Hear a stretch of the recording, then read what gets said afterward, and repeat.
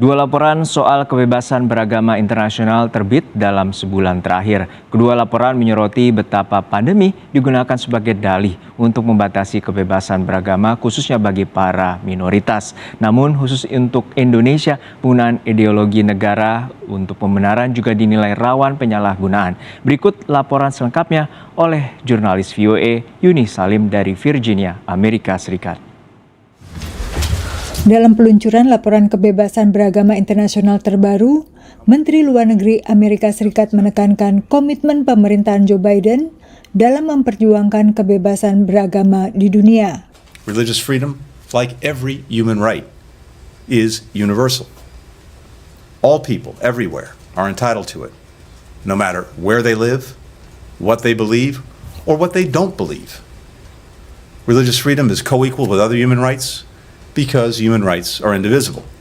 Dalam laporan ini, Indonesia termasuk negara yang kebebasan beragamanya buruk, serupa dengan laporan tahunan USCIRF atau Komisi Kebebasan Beragama Internasional, lembaga independen bentukan Kongres yang terbit akhir April.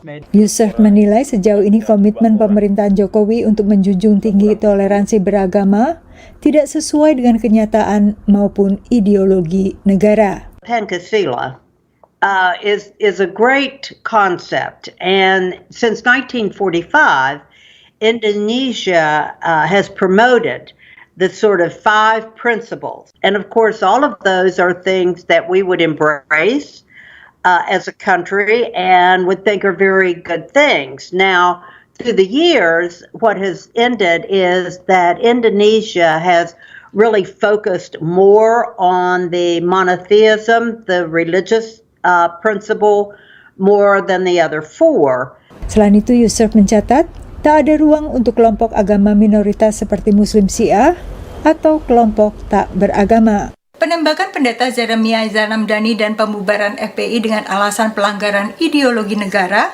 termasuk insiden yang dicatat oleh USCIRF maupun Departemen Luar Negeri Amerika Serikat. Demikian pula sejumlah penangkapan dengan dalih pelanggaran Undang-Undang ITE serta Undang-Undang Penodaan Agama. Indonesia masuk dalam daftar negara yang perlu mendapat perhatian khusus menurut USCIRF, meski tak separah negara-negara pelanggar seperti Tiongkok dan Arab Saudi. Namun hal ini dibantah oleh anggota DPR RI dari PDIP. Di Indonesia sebenarnya tidak mengenal istilah mayoritas minoritas ya. Kalau mayoritas itu kemudian yang berkuasa, superior gitu.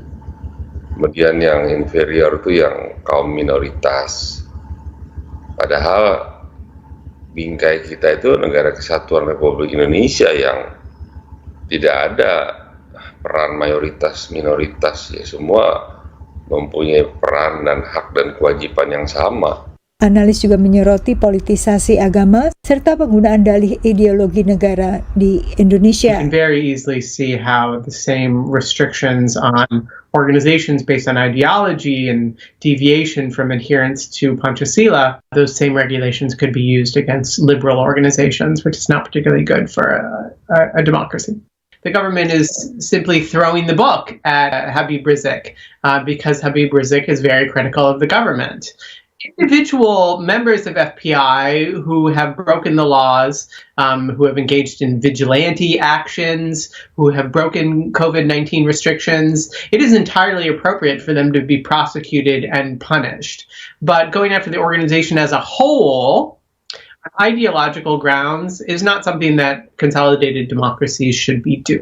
Secara global, Departemen Luar Negeri Amerika Serikat dan USCIRF mencatat peningkatan pengekangan kebebasan beragama yang dilakukan menggunakan pandemi COVID sebagai alasan.